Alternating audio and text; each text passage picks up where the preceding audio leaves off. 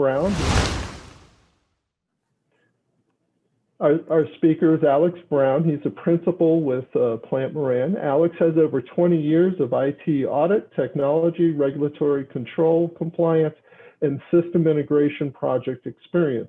He has extensive experience with assessing and testing IT controls in support of financial audit and regulatory compliance engagements. In addition, he's got a wide range of business experience in business system process assessments and pre and post implementation assessments. So just to, and there's more in his bio if you want to read on our thanks site. And just as a note, before I pass it off to Alex, if you have questions, I will read those out to Alex during the meeting so that we can keep it a little more interactive. And with that, I'm going to hand it over to Alex, and please post your questions in the chat. Thank you, Michael. Good morning to everybody. Let's see, get my slide working here. Awesome. So as Michael had said, really we're going to talk about cybersecurity, what's going on in today's environment, how do we provide some preventative measures to kind of keep people conscious about how do we reduce the amount of risk. Certainly, this is not a new topic. It's in the headlines almost, it seems like every day. It affects us both at work and personally. And it's something that will continue to grow. Unfortunately, I don't think we would like to grow our business by having bad things happen, but it's kind of the way of the world is right now that we're seeing a lot more of these events. And so having a knowledge and awareness of how to reduce that amount of risk is a key part of the discussion. So as Michael said, if there are questions along the way, feel free to type it into the chat.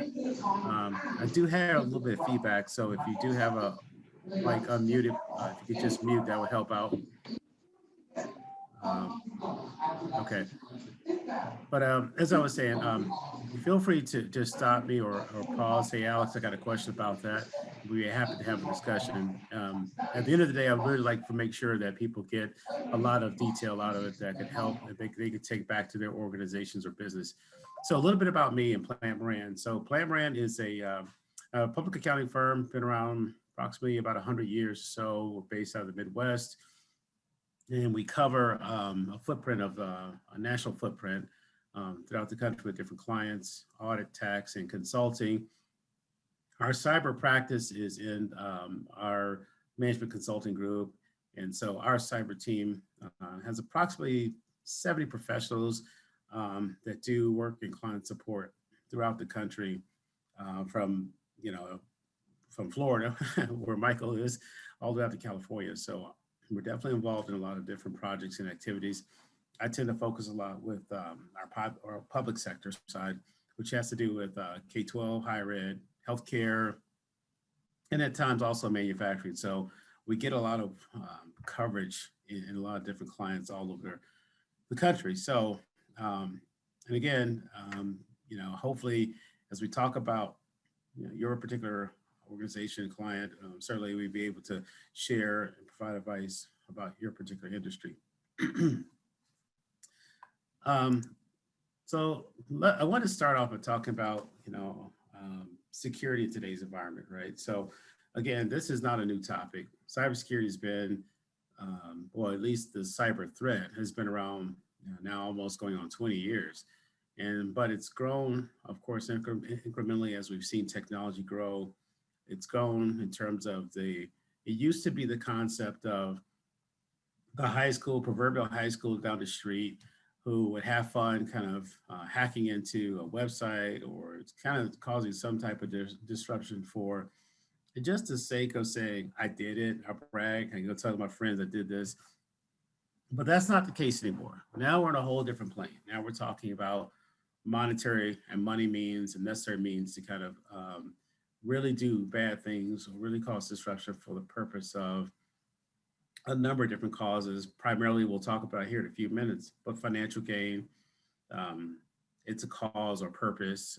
It's some type of declaration. So it's not the lighthearted kind of joke I took over as it was when it first started. So as I said today, I mean, I just pulled out a couple snapshots, and these are kind of geared to some of the public entities, but they're still prevalent in all industries. The hackers are exploiting different vulnerabilities. In this case, a utility system.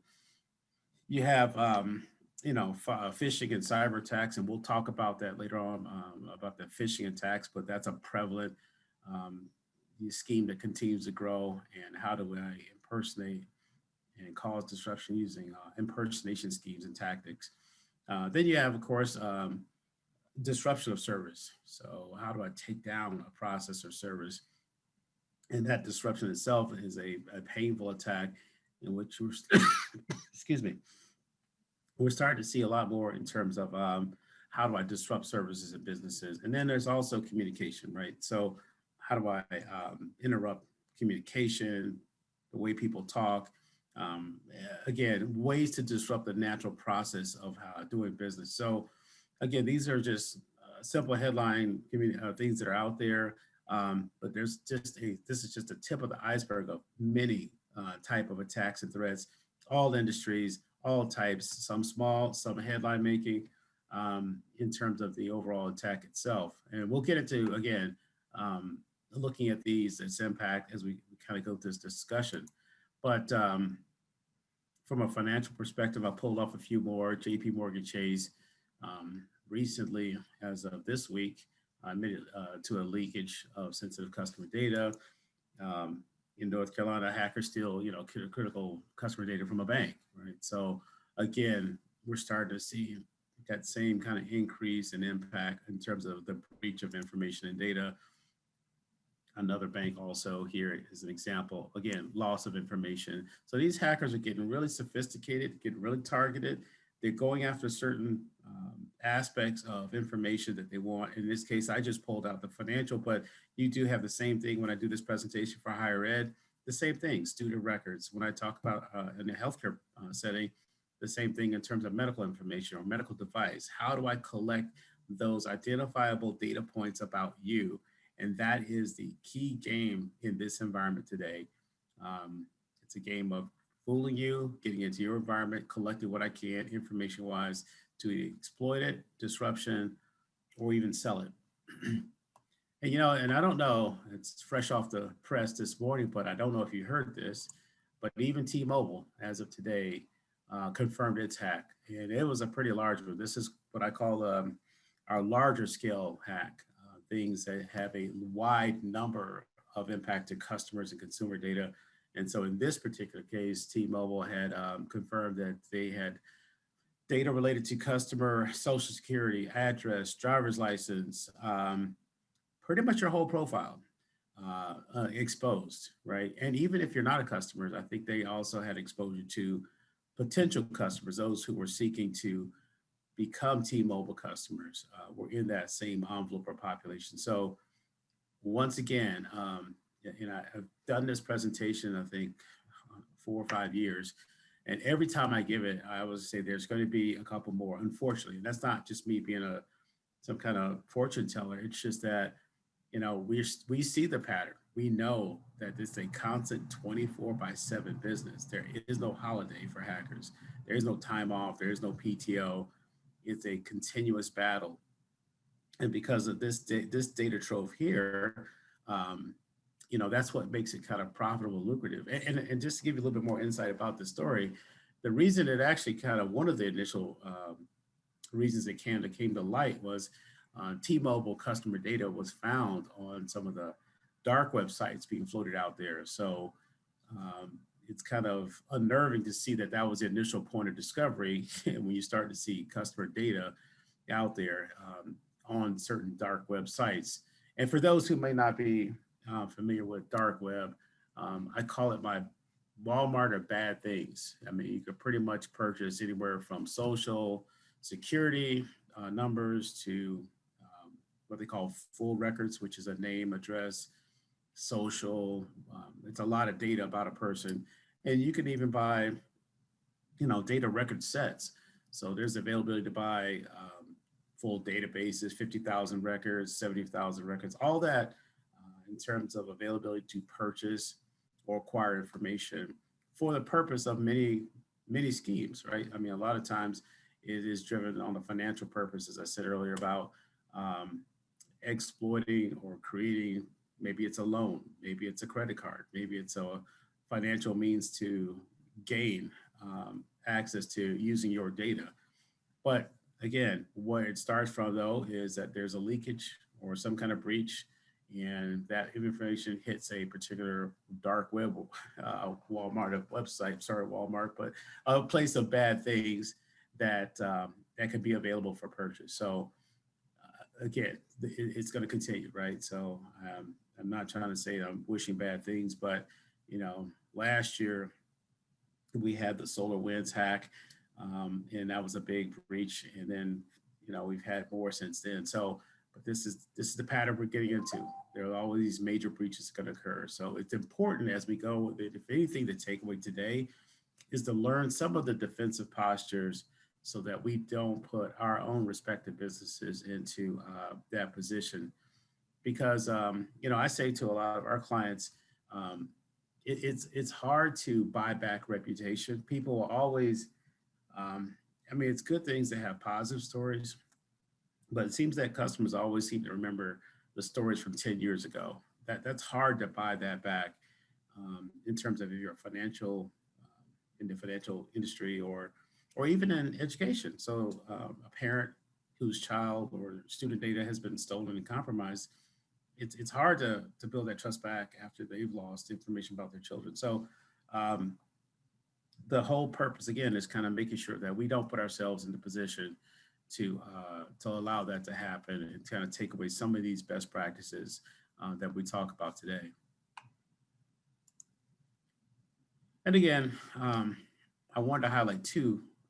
There's several attempts attacks out there, but two in particular that we definitely see a lot of is ransomware and phishing attacks. And these should be, I would assume they should be fairly prevalent as to what they are. I mean, I know when I started, as I say, 5, 6, 7, 8 years ago doing these presentations, well, what's a ransomware? What's a phishing attack? But now, because we've seen so much of it, and we've seen it in the headlines that, it's certainly something that's pretty common. But again, for those who may not fully understand ransom, really it's just a way to propagate your system and lock it down and actually attach a price tag to it, really, to buy your data back. So it's a ransom, and usually it has a set of, I'm not gonna call them rules, but let's say, for example, if that data is compromised and locked down, it's because they've been in your environment for a while, listening and learning, detecting, right? They know what banks you go to, they know what day you process payroll, they know what data servers may exist, what type of data. And so there will come a day or point of time where that, I guess you'll launch the attack, if you will, and it will basically encrypt that whole data set, the server, lock that down, encryption. And the only way to get that back is to actually contact the hacker in terms of getting a key. And so that key is the way you release that information. So there's, as I tell clients, there's kind of two ways. You can pay the ransom, or if you were pretty diligent on backup, you can go back and recover from a backup strategy. Now, there are lots of other questions. How vigilant were they in their backup? If you only backed up twice a year, you got to figure out how much of a half year's worth of data to restore is worth to you. But then again, there's the other option of paying, and there is no standard for how you pay. In other words, the one could assume that if I pay it once, that would release the key. Well, that's not necessarily true. Sometimes people pay 2, 3 times. Not always, but depends. It depends on what it is. And so I'm just saying that it's kind of it's a negotiated process. Depends on what the data is. If it's key and vital and strategic, then that has a certainly importance to you. And so you want to make sure that if I got to go this route of paying for it to get it back, I can recover it, back it up once I get it back. So, but we're trying to avoid all that. Just bringing that up. And then, of course, the reason a lot of these things happen is because of phishing attempts. And phishing is that impersonation of you. I want to make myself look like you, pretend it's you, to fool another person so that they can do certain activities like, let's say, release a password, or grant authorization, or start to move money in certain positions. And it's not always money, but sometimes it could be related to release of information, right? So um, take, for example, in a political campaign, if I could get certain constituent data released, just by launching a phishing attack, I can find out data. These things have just certain ways of who's attacking you, what's going on, and how vigilant they are. So again, hopefully today that we can kind of learn some of these strategies to prevent some of these attacks and reduce its overall impact. All right, and then there's the pandemic. Wow. Um, so the last year and a half has been really crazy. I mean, it was already bad, like I said before, because of technology and cyber attacks, but COVID has added a whole nother dimension to this. And what it has done is taken our normal traditional security standards like a locked office, a locked key, restricted areas, our technology in terms of the way you connect on the network, and put that into a really remote environment. We've stretched the boundaries of security technically.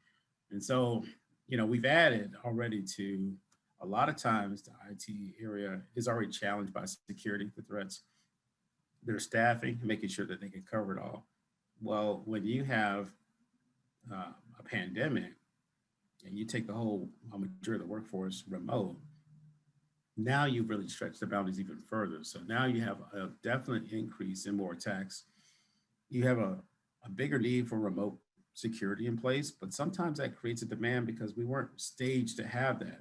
At the time the pandemic hit, switching automatically to a remote environment was a very hard thing for people to do. And so we still have a number of workforce employees that are in a remote scenario. But think about those aspects of security where you're working from home.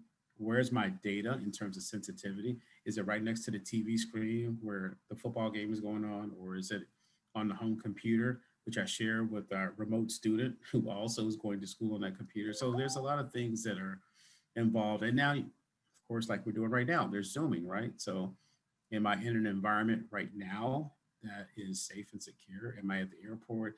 So all these things in which before COVID, we would have those secure areas, private offices, we could have secure conversations. It's certainly changed all of that. And so now with Zoom and teleconferencing going on, the risk has certainly increased. Yeah, I put this up here, but yeah, Google did some stats. It said it saw more than 18 million daily malware and phishing emails. I mean, because they know, the hacker, that you are remote, and they are just going to flood the market, the network with phishing emails, because our now main means of communication is going to be, or the increase in communication is going to be driven through emails. And now there's that whole, not face to face, but more emails. And so if I can really kind of get at least a couple of people to fall for these schemes, then that allows me another entrance into your business. It allows me to kind of do certain, either a malware attack, or I can compromise data or whatever they need. But it's just a way to impersonate or get into that environment that is certainly their purpose. Now, I'll tell you this, back, it was like 6 years ago when I started this, they weren't the brightest hackers. I mean, they would misspell words, and some of the email schemes are terrible. You can't spell FedEx with two D's, and or there's no logo that looks like that. But now it really is a very well-run kind of phishing attack. Some of these are really look like the authentic real deal. So, but you have to read a little bit more into it now, and that's why as you go through phishing training, or you train employees to look for certain things, it's important to get them to focus on what is the protocol for that person. Well, what I mean by protocol, for example, my name is Furney, Alex Brown, but most people at the job will call me Alex, but there's some who call me Furney. But if I get an email that somebody who doesn't interact with me, and they may say Furney, but I don't expect that of them, it may cause me to question just a little bit, because that's not, you know, a protocol for that person per se. Um, and likewise, there's some other things too that you just have to be in tune for. But again, this whole COVID has put people into an environment where we're, as a hacker, I'm relying on you not to pay attention. I'm looking at speed. I'm looking at the growth and how things are. Um, I know that it's a remote environment, so things like Zoom is in one of those aspects where I can kind of pick up on information to listen into that. So um, again, this goes back to what you said a few minutes ago. It really put more, actually more weight on the user to understand what to do, um, as well as IT. Because even though we have all these IT controls in place, like passwords and all that, it doesn't, it does your IT department no good at all if we set up an 18-character password and you write it down and put it right on the screen next to the computer at all. Or we have all these controls about, you know, don't click on this, be aware of this, but we are constantly clicking on that free get a beer buy one email that comes across. And so that's what we're talking about. These are very, you know, unsophisticated, sophisticated schemes, again, just to continue to attack in a COVID environment. Okay. And then some of the content attacks that we see, and again, this might be taken from a public government perspective. We did some work and research into the government agencies, but again, it's also true in a non-government agency business, small business state as well. You're seeing about 52% of data that's misused. And what misuse is in terms of different threats are, we take data and we, let's say, for example, we have accounts payable person who's working on data. And at the end of the day, needs to kind of wrap it up. But what they'll do is they'll send it to a Google Cloud. They can work on it from home. And then they'll work on that data and then try to download it when they get back to the office. But the problem is, though, is that data still resides in the Google Cloud, an unsecured area, not a cloud storage site approved by, or maybe it might be unaware of that particular business, right? So it's hard to maintain that. So this misuse of data really kind of is a big umbrella of how we handle data. Are we exposing data? Like I said earlier, now that we're remote, do I have all these records sitting next to my TV as I'm watching Monday Night Football? But it's exposed to guests, people come over, it's maybe sensitive, am I shredding it? So that whole misuse umbrella now in COVID is really a big, large threat, 52% in terms of use, again, driven by COVID. And then, of course, we talked about phishing, about 49%. We saw a large increase in that. Certainly will continue to spike up. And if we do continue to go in lockdown, or if there's other things about businesses not returning back to office, this will also be a continuous threat. And then we, of course, malware is associated with phishing. Again, getting those hackers that are trying to breach your information is just, you know, we put more and more data into our systems. We're turning more data into it. And with more data, it becomes more valuable information I can collect. And that's why this malware will continue to drive its numbers, because we're just collecting it all. Yes, from a beneficial purpose, but also from a threat actor perspective, it's important. That's something I want to key in on. And then you have things like spam, which is another method of kind of getting you to take or get you to click on stuff. And then there's data leakage. And data leakage is kind of what I was going to talk about other than the misuse, because these two kind of go together. Really, it's about loss of data through unauthorized means. So I can put in a jump drive and download that data into that jump drive, and I can walk away with the whole customer database, right? Or all of the content from privacy forms or sensitive information. So how do we prevent that or reduce that loss of data leakage threat? But from an exposure perspective, we saw about 39% of just information walking off the network because of these bad or uncontrolled type of situations. So again, top 5, yes, that's public agency, but still, I think it's really related to businesses as a whole. The larger the business, so there's this also the concept that Well, oh, do you have a Hey, question? Alex. Yes.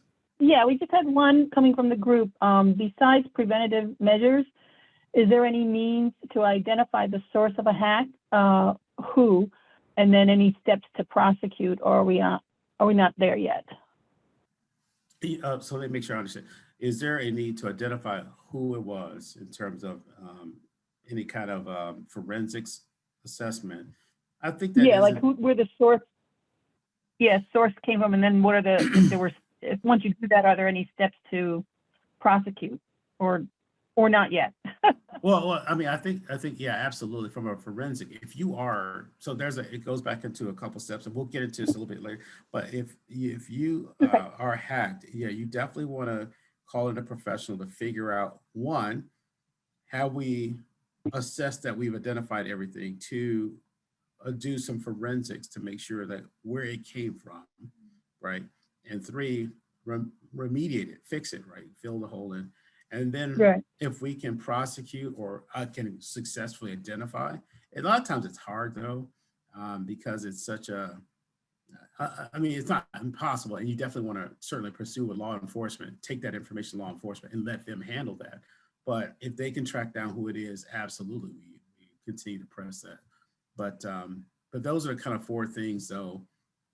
Notify, so you can forensically investigate it, find out what your risk exposure is, fix it, notify, um, the right personnel, so law enforcement, like the FBI, state agencies, and your insurance company. For those who have cyber insurance, which I would strongly encourage, notify the cyber insurance, your carrier as well. So, yep. Okay, thank you. Uh-huh. So we've been beating up stuff on, excuse me, I'm sorry, trends, but I just want to kind of share a couple of stats, just kind of put everything in perspective. Um, and so you have about 4.1 billion records in the first half of 2021 that were actually exposed, data breaches. Now that would be through data leakage, stuff that hits the cloud, somebody hacking or malware.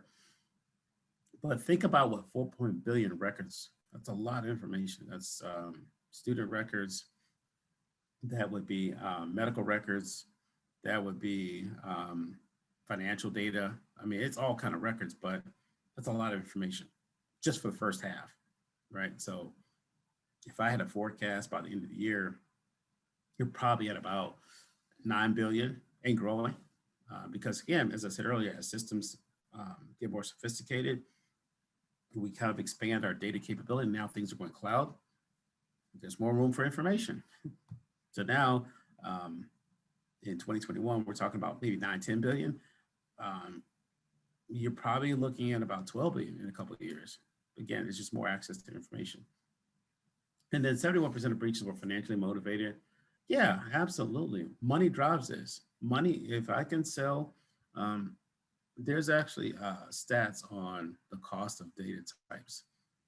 And I think, what was it? I recently did, I think like if you looked at I'll call it a student record, which is the name, address, social, and a few other data points. You could buy a record, maybe on average for $1, less than $1. I don't know, maybe 75 cents a record. Now, okay, it's nice. It might be even cheaper than that. But my point is, if I can buy 1,000 of those and open up a credit card and maybe have 10 of those go through, or 100, it's worth the 39 cents or whatever I paid for it, right? So that's kind of the math behind why these are so financially motivated, because they know that if I can buy a bulk load of records, that T-Mobile that we just talked about, there's a lot of data in that was already put up on the dark web that somebody could have bought or may have bought already. And that's why it's important to say that, yeah, money is driving a lot of these means. And that's why we have to be so vigilant in taking our action as a user of the system to make sure that doesn't happen. We have about 2,200 hacks every 39 seconds. Now that number's gone down. This is kind of an old stat, but that's still a lot. That's 2,200 hacks every 39 seconds on an average 2,200 times a day. Now, of course, the bigger you are or the more valuable your target, a bank, for example, that definitely is a lower, much, much lower in terms of the frequency. You might be talking 10 seconds. You could talk about 15 seconds. If you're talking about somebody at the county parks and rec, it's not gonna be at that rate, but there's still an attempt. All right, so, but the frequency is there and continue to drive up. In the life cycle of a breach, and what I mean by life cycle, so the life cycle of breach is from the moment it actually was exposed or put into the environment to the moment it was identified, to the moment it was actually remediated. It's about 314 days. It's a long time. Now, it gets crazier when you think about it was put in, like one of the, at the beginning when I did this presentation, there was something about one of the breaches at the bank. They identified, or it was implemented, the actual malware was implemented back in December. They identified it in April, March, and now they're fixing it. It's a long time. That's why we talk about malware and identifying, knowing where you go on the net and all that stuff. Yeah, because they've been sitting in your environment for about 180 of those days, listening, learning. And that's why they know where you connect to, at what bank you go to, where your data sits. So it's important that we do things like patching, or we don't even click on the link if we question it, because it does bad stuff in the background and it just sits there. So, but we want to make sure that we're not exposing that risk of a ransomware and letting it live out there for 180 days by us on the front end making the right decision. And again, you beat you down with all these stats, but again, here's another one. 48% of malicious email attachments are things like Office files, the common stuff, Word document. And so, yeah, we want to piggyback on that because those are common attachments that we send. And now that we are remote, we have a lot of that going through. And if we don't question what looks odd, can you imagine all the clicking that's going on that opens up stuff? And I'll tell you, malicious email attachments don't pop up any kind of confetti and say, hey, gotcha. It looks like a regular form. You would not know it at all. So be cautious, be wary. I'm going to say that several times, but that's just some numbers to share, kind of stats that kind of frame this all together. Yeah, and there's a few more. The odds of getting hacked today are 1 in 4. Absolutely. There's a good, strong probability that that's going to happen. It's not a if, it's a when. The cost is about 3.8, I think it's gone up, 3.86 million, but, and it's gone up over recent time, but it will continue to go up because, again, just the amount of data, as I said earlier. And so the average total loss of a record is about $140 a record. Well, at T-Mobile, that's a pretty expensive cost for them because there's a lot of records. What else? Yeah, I mean, as at the bottom bullet says, the risk factors are increasing the chance that data breaches involve third parties. And what that means is, like cloud, everyone's going to the cloud. And I'm not saying it's a bad thing, it's a great thing. But you definitely want to make sure that there's certain preventions and things in place with cloud. And when you're migrating to cloud, does the cloud provider have a security protocol? Are there clauses in the security agreement that talk about security over your cloud data? Where is your data going to live? Is your data offshore, or is your data on the U.S. property? Do you require that to be onshore at all times? If there is a breach, do you have the right for notification immediately? So this concept of being on-prem in terms of security now also expand out to the other third parties as well, because as they get hit by their vendors, you have a right to know what your data is exposed to. So continuously kind of having, yeah, I mean, it's great that we have these cloud solutions, but also we're equally matching the security around that information as well. So just want to kind of put that out there for those considering, excuse me, cloud migration.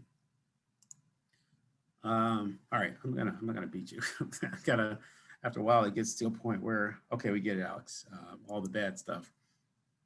But what makes it attractive, as I kind of put all this back together, they're looking for where security is, well, in this case, not a top or well-funded priority, should be not. They're looking for a higher amount of sensitive information maintained, financial information, medical records, pseudo records. They're looking where, successful attempts with prior attacks. Have I gotten away with it before? And if so, and you didn't fix it, you're going to be a target again and again and again. Old, outdated technology, absolutely. If you have, I hope no one on the call has Windows XP, but you'd be surprised to see people have that still running. And probably the biggest one that they're looking for is untrained, or people who don't know what to do, untrained employees. The people who will keep clicking on that phishing link and keep expecting coupons about buy one, get one beer at the beer bar down the street. Those are the employees I want, that will just not question it, continues to click. So that's what's attractive. And they'll continue to use some of these. There's a lot more, but these are just a couple examples. So I bring this one up not because of not any kind of political affiliation, but I just know that elections will continue to be a cyber target. And it's not like a monetary thing. We got into this discussion like, well, it's not a bank, it's not money, it's what. But think about this though. If I can compromise my opponent, or if I can download a voter database, and I know that a lot of the unique thing about election systems, each county, each city has their own process, and there's not necessarily one universal system. There's several systems, several processes, and each person will control security over that in different ways. But will continue to be a target regardless of the equipment or the machine, because we know that altering outcome will alter a lot of things in terms of a political party, a candidate, platform, whatever. And it's not local, it could be international, it could be domestic, it could be international terrorist, or not terrorist, but an international party. Because an interruption or a disruption of the US election process is a big, big deal. It's a big target. So again, just not from a party affiliation kind of thing, but more so, this is kind of where the attackers are looking at. And then there's a lot of attackers in that population of going after that. So we'll continue to see a rise in US elections in terms of cyber. And my favorite topic is laws. We've seen more laws on cybersecurity in the last 5 years than we have ever had. And I mean, like the legislative sessions in the US in 2019, they had just a, excuse me, an unprecedented number of just updates or laws that were added, either privacy or protection laws over data. Like California, just to illustrate alone, generated update to the CCPA, which is their Consumer Privacy Act. So it used to be, there were no kind of direct rules over privacy and use of your data. However, because there have been so many breaches, just data loss, that as a consumer, you really didn't have any teeth in the game, right? So you didn't have a protection mechanism. Well, finally, the law caught up, even though it was a little slow, it finally got here. And you're starting to see a lot more of those consumer protections. So those thou shall protect my data became prevalent on the books. And so the CCPA was a big deal because a lot of other states started mirroring off of that in terms of privacy. Florida, I know, has several privacy laws underway there. New York has the SHIELD Act, which is updated. They updated their breach notification requirements. So if you get breached, it requires businesses to notify consumers in a certain time period. And it also dictates what your rights are in terms of that breach. And so again, you're just seeing more and more legal aspects hitting the books, what states are doing to protect consumers, and coming that, and you'll continue to see that grow, as I said earlier, as the data and systems and technology continue to grow. consumers want more protection over their rights. So this T-Mobile example, unfortunately, you're going to have to see T-Mobile has to they're going to notify all the people that were exposed. They have to pay the cost of it's a year or two of credit monitoring or whatever service they have to do. But there's also some legal aspects they may have to face as well. So again, because of these data protection laws, are they doing the right things with that information? To kind of illustrate a little bit too, I just put this chart up, even though it might be I don't know, eye exam map here, but what it is just a list of all the states and their data protection laws that were enforceable that went live in 2020. So in one column here, the data protection requirements required by these different states, and what their notification requirements are. You know, certain states have different timelines, certain others have requirements, but the point of it is you're starting to see, though, states get involved, what the requirements are, and it's just a continuous onslaught of making sure that we button down data.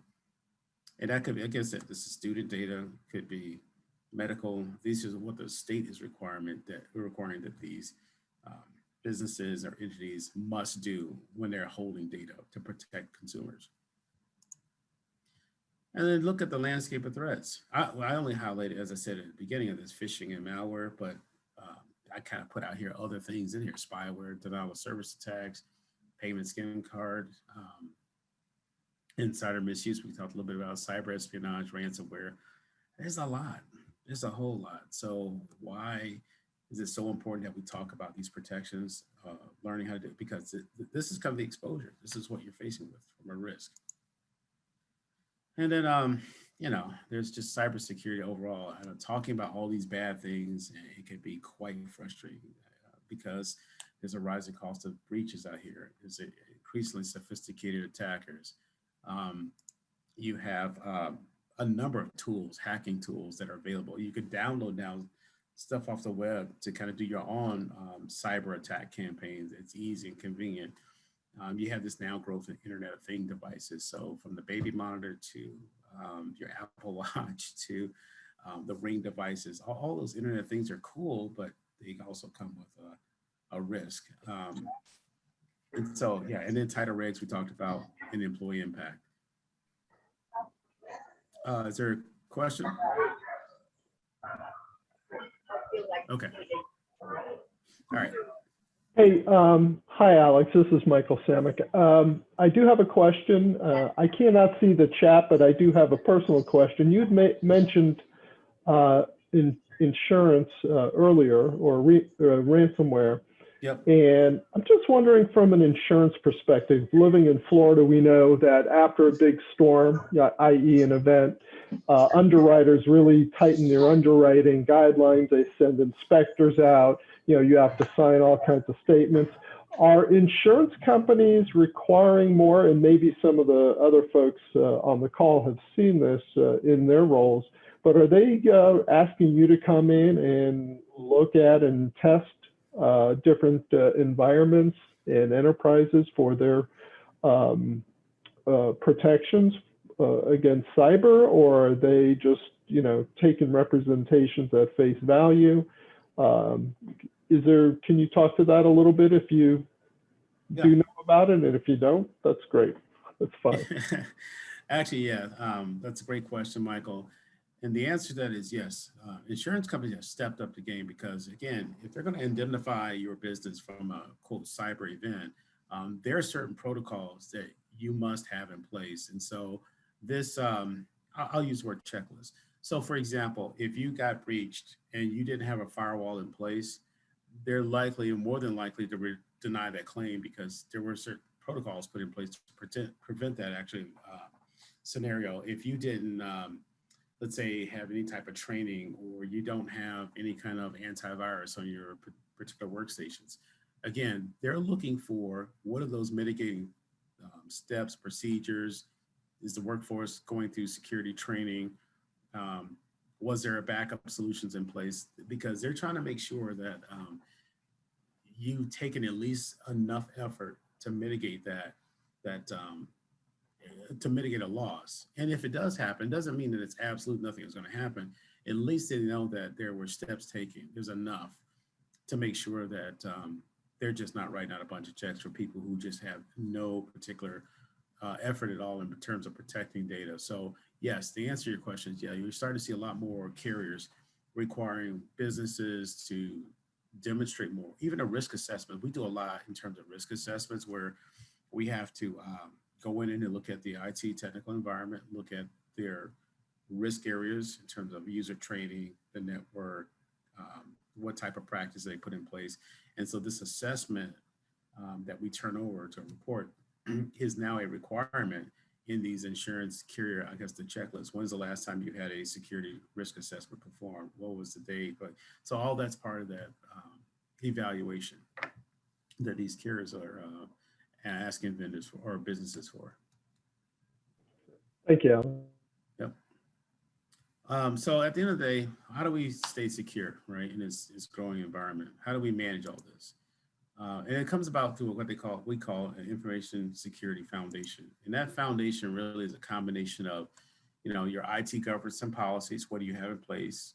That's the standards and practices, the policies, and then the overall protection of information, both physical, technical, logical access kind of pieces. We talked about backup and storage, making sure I have a retention, a place to store it, to recover from. And there's retention and destruction. How long can I keep it? When do I get rid of it? When do I destroy it? Protecting limited disclosure. What do I release? What's sensitive? Who can I have access to sensitive information? And if at what time?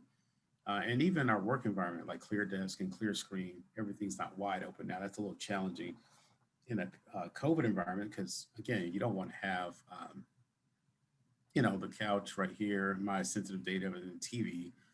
So how do we practice at home? But that's part of that foundation. And then locking and logging off workstations, absolutely. Again, having the system up when I walk away, especially when we're not in a secure building environment like the office like we were, is really, really vital. And so making sure we can protect those, those foundational practices. So I'm going to talk about something that's kind of brand new that just came out. It's called passwords. No, passwords have been around for a long time, but we still, in our practice, we still find more vulnerabilities in passwords. I get the concept that everything has to have a password. They put on me, it has to be at least 16 characters. I got to change it. I got to remember all, remember all the passwords, remember all the passwords that I have. And so, but it's also though, at the bottom bullet says, it's the weakest link by far. When you have a password that says AP1, it's not really much of a challenge to crack that. In fact, we get hired to do a number of password, I guess, integrity checks. That's kind of the best word I'd say. So we get hired to see if we can compromise passwords.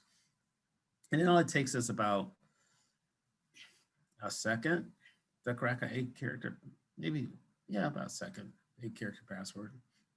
It's simple. I mean, we go against all the dictionary words,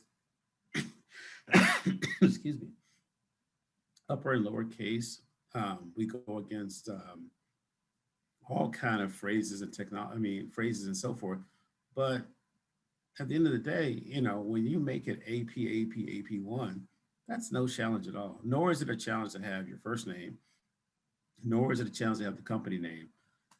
So it's important that, a password policy, a strong password policy is established by your business.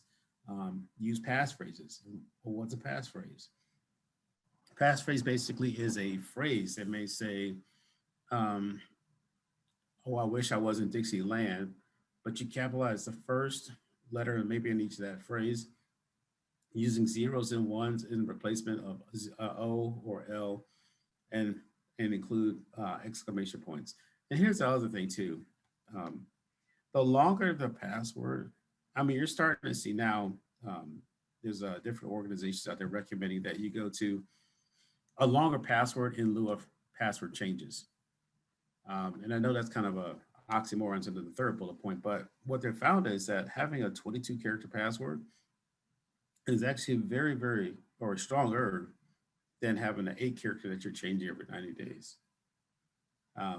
Now, let's see, it may not require you to change at 22, but 22 characters will take us a long time to think about how to crack that with our technology. And our technology is not like super sophisticated. I mean, you can build it off of YouTube. However, the point of it is that having 22 characters, upper, lower, special characters is you're talking over 300 years of time. And in this game, in terms of hackers, it's not about, it's a weakest link kind of concept, right? I don't want to go after you if you have a 22 character password, it has upper, lower. And, I mean, I'd give up on that. I'd go after the guy who has the AP1. That's who I want. And so having a policy in place to kind of strengthen that, harden the outer shell, is part of that policy, that practice. So we definitely want to make sure that we're using appropriate, strong password policies. And then we also have a good, strong internet usage policy. Again, we've seen the bad stories of people going out to adult sites. They go out to illegal sites that are authorized, but you want to have a policy and practice for your internet access that establishes we're going to go to sites that are appropriate, these connections, because you just don't know who you're going to connect to. You don't know if that site's going to defer you to somewhere that people has a high tendency to click on. And we see this a lot, and I know I'm being kind of sacrilegious here, but I understand fantasy football is coming up, and I get it. But it's one of those where you definitely want to make sure that you have a usage policy defined about what is acceptable for your business and not. So maybe it's on your personal device, your phone, you go out to fantasy, and maybe not the business site. So anyway, it's my slam on fantasy. I'm sure my friends will get after me on that, but mobile device, yeah. And for those who have mobile devices that are connected to business, but even your personal side, I think these are great things. You definitely want to make sure you have authentication turned on. What does that mean? I have a PIN. When I have my phone, I have to type in a 5-character PIN to unlock it to get into. And you want to make sure you have updates to your patches. If you're running patch number 1.2 and the current version is 1.15, there's a lot of security upgrades that have happened in there. And so these hackers are looking for those weaknesses that you didn't put in place. You know, the hackers are out there attacking. The software vendors are constantly putting out patches and updates. But if you don't take the patch, then the exposure is going to certainly open your device up if you don't keep up with updates. And then limit like public Wi-Fi, Panera Bread 123. That might not be a legitimate connection, because if we do that, we kind of can have our cyber professionals pretend to set up Panera Bread airdrop 1, and you'll see all these people try to connect to it because, you know, we want public Wi-Fi. And that's a little tricky now in COVID because, again, think about it. We're working remote. We have online schooling. Kids need access, and I get it, but just be vigilant about what public you're going to connect to. I certainly wouldn't do things like checking bank accounts and all that with these public Wi-Fi, but just be conscious of what the sites are that you're connected to, and use a password manager.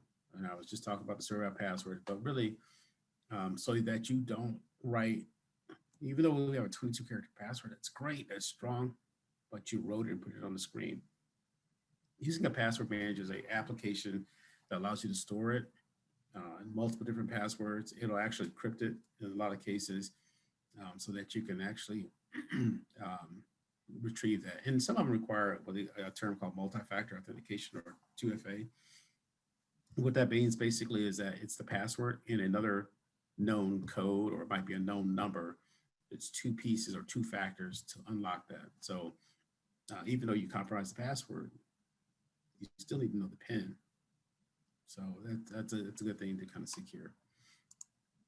The disaster recovery plan for businesses, yeah. Making sure that we have a way to rebuild and to reestablish. But more importantly out of this is the continuity process, right? The third bullet. Because as I said earlier, there's, from a cyber perspective, there's kind of 2 pieces to this. There's a pay the ransom, or I was speaking about ransomware earlier.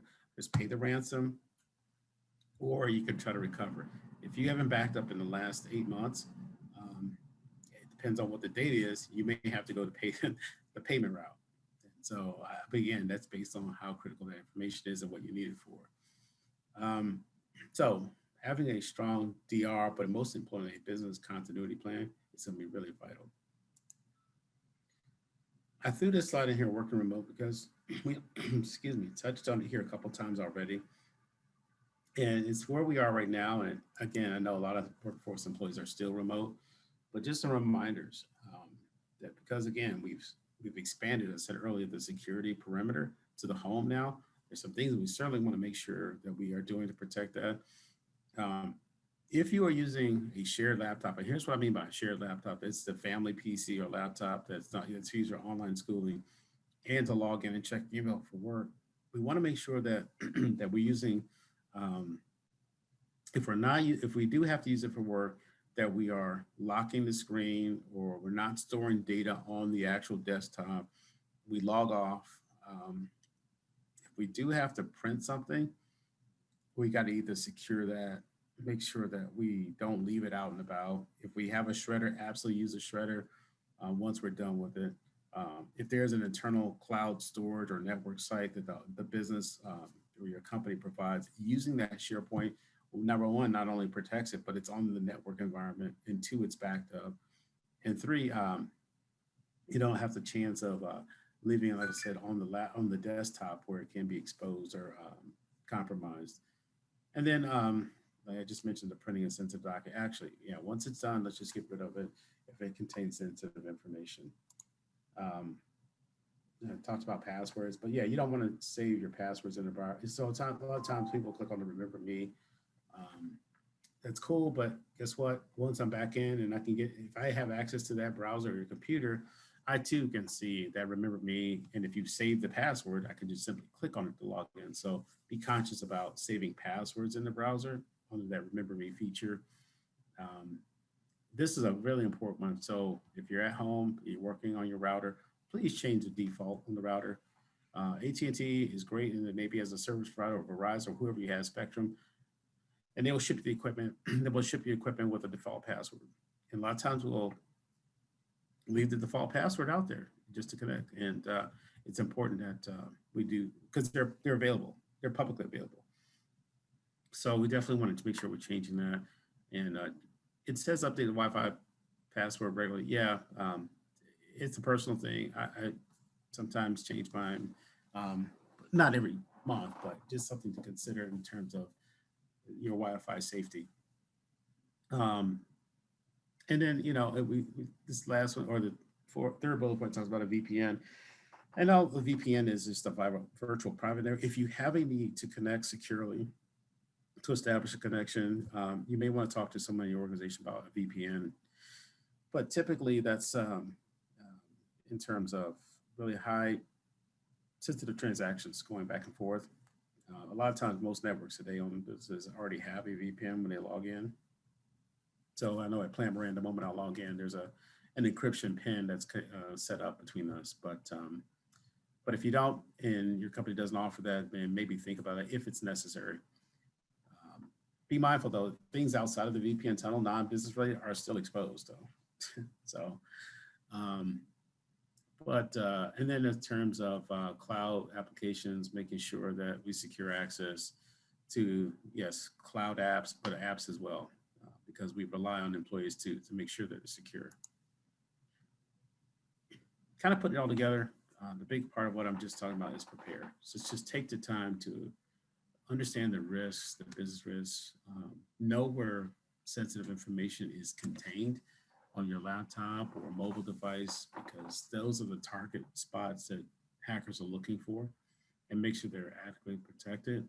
Pay attention, again, to third parties, understand how vendors use data. Yeah, I mean, so if I'm have data on a cloud or a cloud environment, I want to make sure that I am aware and understand where that data is stored, making sure, for example, my cloud storage tenant is not next door an adult website on the same box. I may not want that because of some event that could occur. If it gets, I don't know, subpoenaed or whatever else, then I don't want my tenant storage location being next to something that can compromise that. But that's just a conversation with third parties to talk about how data is stored, really, and how it's secured, and making sure agreements are set in place. So So pay attention to that.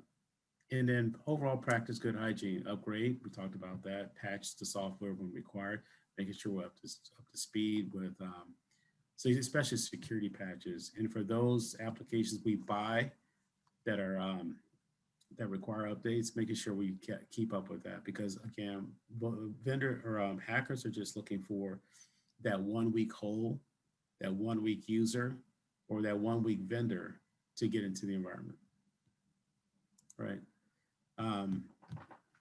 If for large organizations, yes, you definitely want to monitor, make sure things are not unusually happening, detect events that seem suspicious or actionable, data encryption.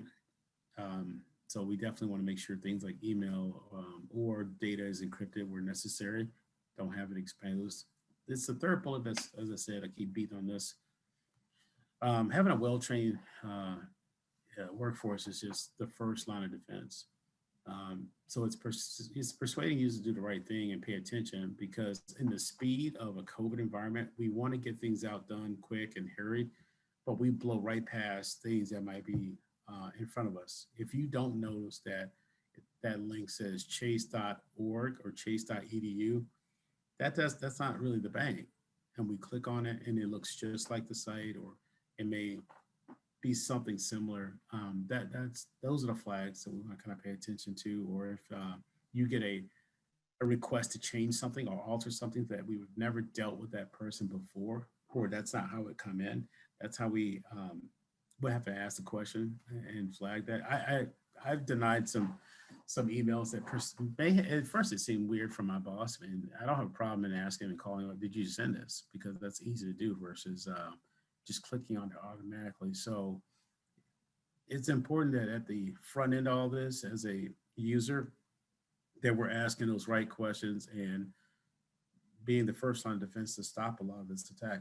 Because if we could shut down phishing, I mean, you would see a substantial drop in some of these losses, because it's pretty much two ways to get into the environment. It's the human factor, or it's the human factor in terms of how we set up and configure a device, right? So it's me clicking on that link, or I didn't set a control in place like a firewall or something like that. But still, those are kind of two primary ways to get in. It's not set up right, excuse me, not set up right, or we don't have the right training to educate users to be really vigilant against suspicious stuff.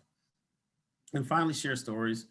I always encourage people to kind of say, hey, did you see this? Or this look weird? Make sure, if you see something from this person, I would question that, just kind of sharing that same story and making sure people are aware. Yeah, adequate rights, making sure people have the right access. I mean, so many times we give people carte blanche to a lot of stuff, but it also opens up the risk, the risk of bad compromise. Hackers are looking for powerful people with a lot of rights. And once they have those people, then there's a lot.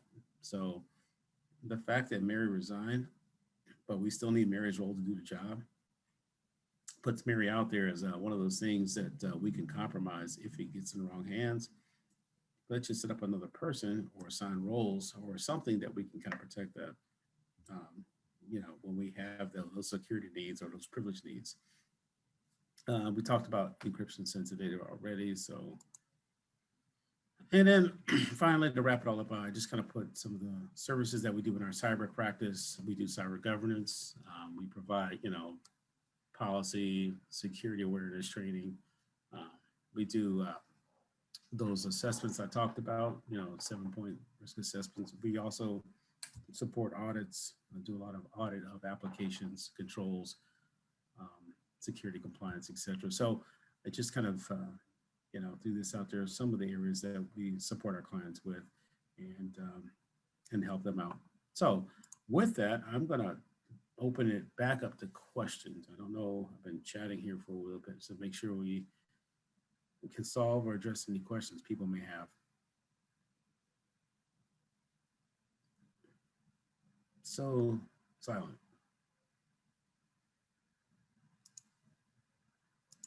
Oops.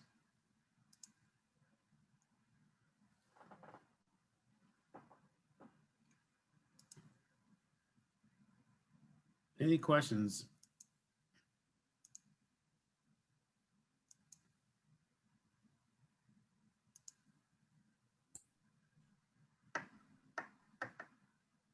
guess everyone's a cyber expert. Anybody, I'll just put this out there. Has anybody, I'm not going to ask you if you've been breached or not, but seen or been exposed to any incidents that we've talked about today? Because I know, well, you know, as I deal with clients and we see what's out there, I see an increase. I definitely see a pattern of increase in a number of these things. So I just didn't know if Yeah. you had this as well. Yeah, for sure. I know for myself personally, I had this happen, just a phishing exercise earlier in the year, like around January, February.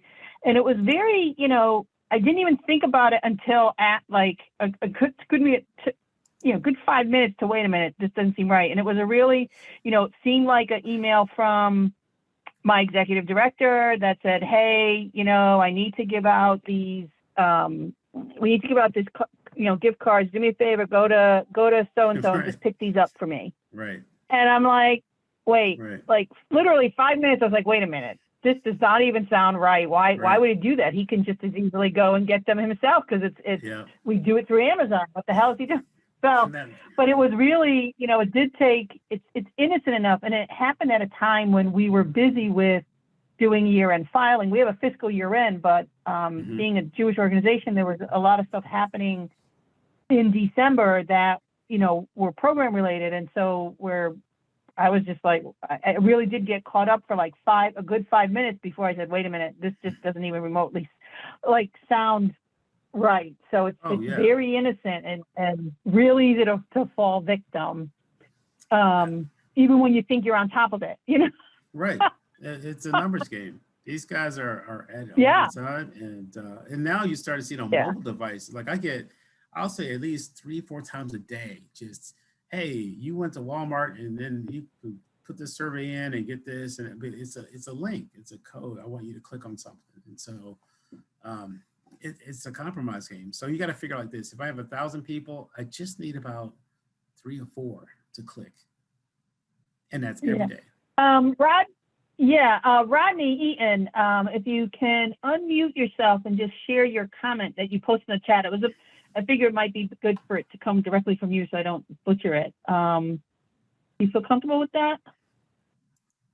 See if Rodney's still on. I think he's still on. Yeah, what do you want to know? Oh, okay. So you had just basically to reiterate what you shared in the chat, like, because I'm not sure if people are looking at the chat box specifically. You talked about adding the great source of information for all these things cyber. So continue with that. Let me just run through that.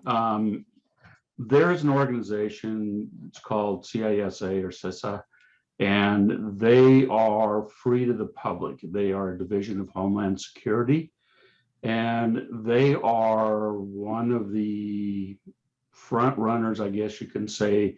That's I'll call it a public company for taxpayers to use without being charged on cyber attacks and everything.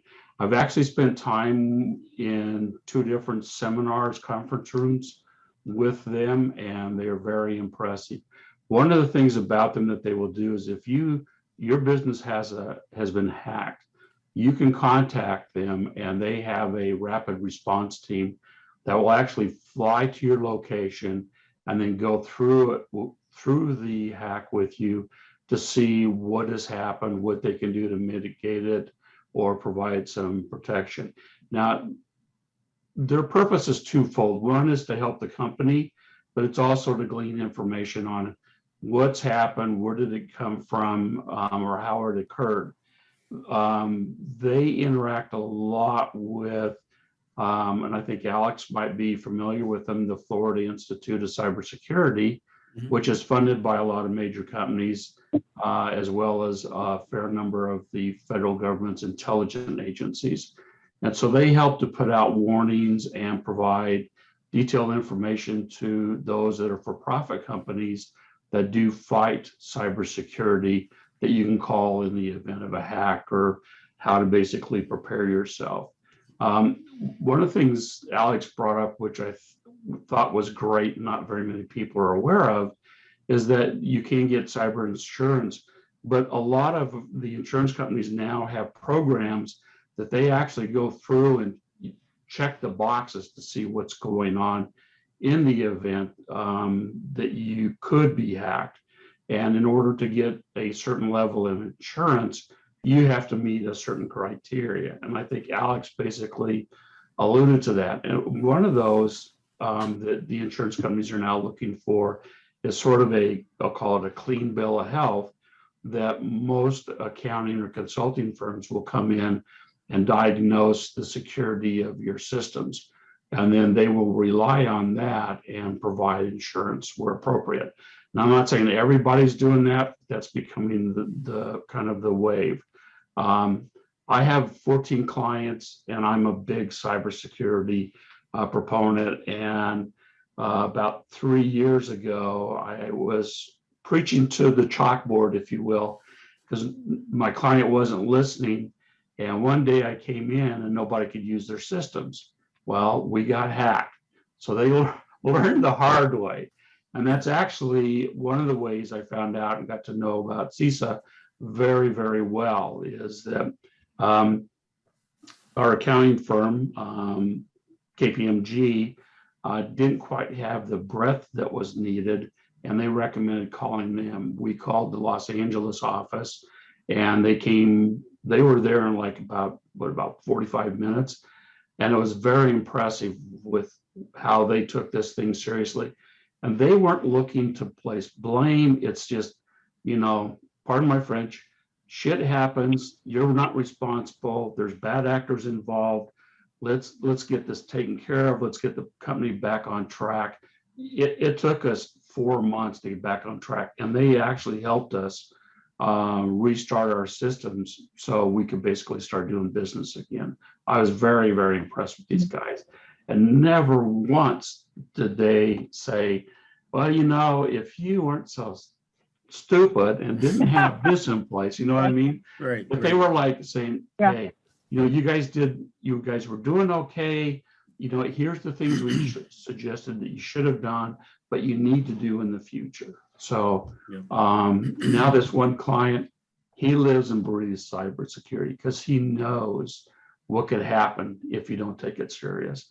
And to Alex's point, and I'm glad that, this is something people just think of as, oh, well, it won't happen to me until it does.